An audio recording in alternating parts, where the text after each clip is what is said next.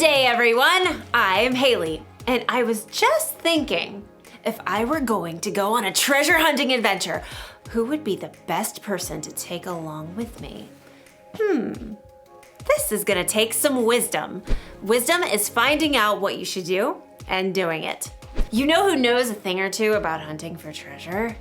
Pirates! Arr!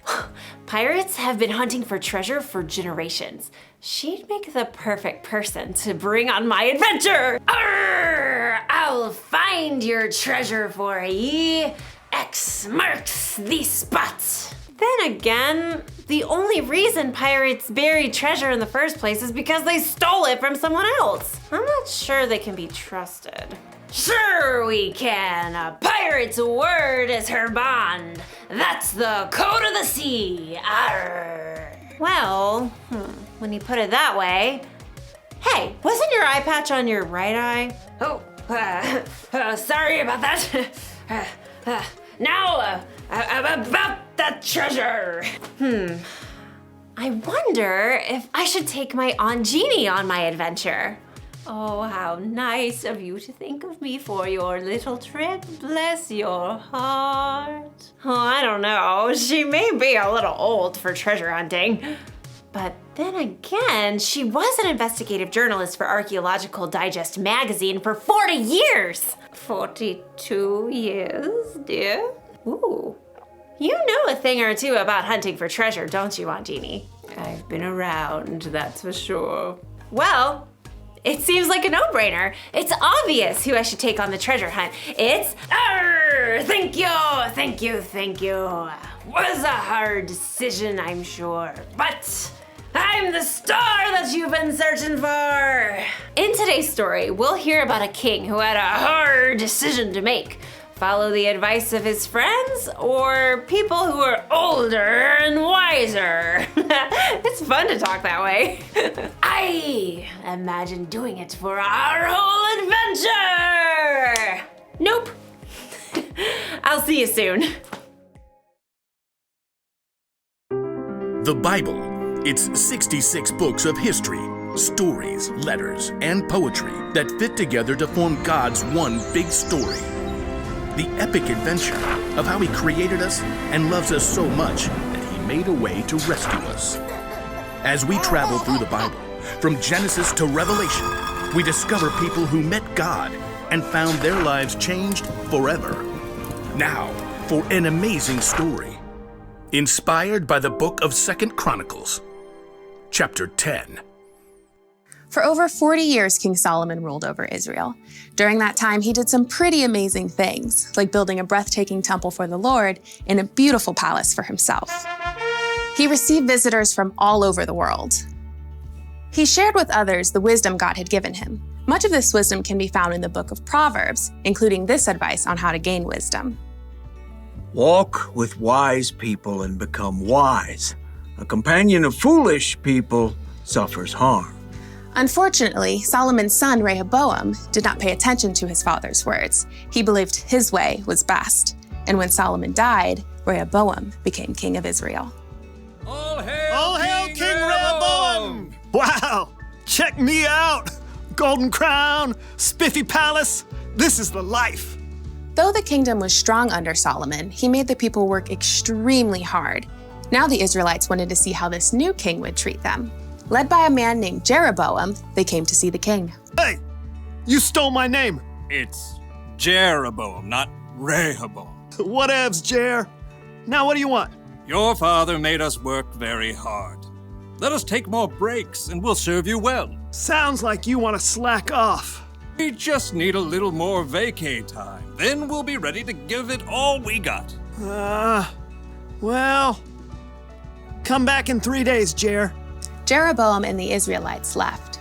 Rehoboam paced the floor, trying to come up with a good answer. Yeah?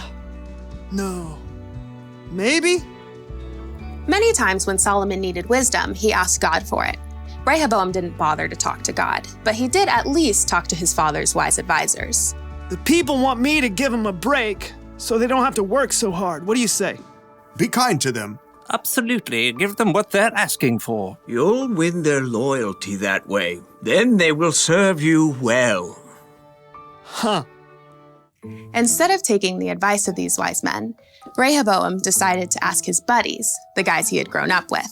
He found them eating honey cakes and debating racing chariots. Gotta go with gold rims, is what I say. Nah, gold is all show. You have to add some diamonds for traction. Hey guys, Yo, What is up, my man? people want me to give them a break so they don't have to work so hard. What do you say? oh, this is good. You get to do the real king stuff now. You gotta show him who's boss. They think your dad was tough? Tell him my pinky finger's stronger than my daddy's legs. Yeah, and my dad gave you a heavy load, but you haven't seen nothing yet. I am gonna lay it on you. Yeah. Rehoboam frowned. He thought hard. For 2 whole seconds. Whoa! You guys are good. I'm totally doing that. After 3 days, Jeroboam and the Israelites with him returned. Hey, Jer. Your Majesty, will you lighten the heavy workload your father gave us? My pinky finger is stronger than my father's legs. My father put a heavy load on your shoulders, but I'll make it even heavier. My father punished stragglers. I'll double it up. Rehoboam finished with a flourish. He waited for people to tremble and bow low. Are you kidding me? Jeroboam turned to the Israelites. We don't want anything to do with this joker or the rest of David's family. Let's go back to our homes and start our own kingdom. Hey, wait. No, you can't do that. I'm in charge. Yeah, you're in charge of yourself. Good luck with that. Jeroboam and the men with him marched out and returned to their homes. From that day, the nation was split into 2 kingdoms. Rehoboam still ruled in Judah, but Jeroboam was made king of Israel. Totally not my fault. Rehoboam failed to listen to his father's own words. Walk with wise people and become wise. A companion of foolish people suffers harm. Rehoboam's foolishness nearly cost him all of the kingdom.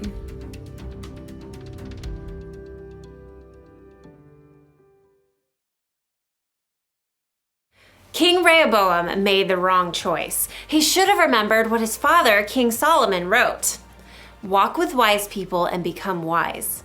A companion of foolish people suffers harm.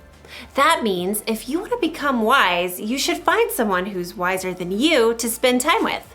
Jesus' disciples spent 3 years hanging out with him, listening to him teach, watching the wise way he lived. We should find someone to learn from too. Maybe someone older and wiser. Oh, thank you, dear. Because when you surround yourself with foolish people, you'll end up doing something foolish. You surround yourself with people who say mean things about others, you're going to say mean things about others. With angry people, you'll be angry. With people who break the rules, yep, you know what's gonna happen. But hey, you've been around, right? You know the difference between someone who makes wise decisions and someone who doesn't. So, pick your friends carefully and find someone older and wiser to be your mentor, someone you can learn from. Here's the one thing to remember today. Hang out with wise people. Ask God to help you find the wise people in your life. He wants you to have wisdom, remember, and He can use other people to help show you the way. So, what do you say, Aunt Jeannie? You want to go on an adventure with me? Haley, my dear, I was made for adventure. Well, all right. I'll see you all next time. Bye. Bye from me too.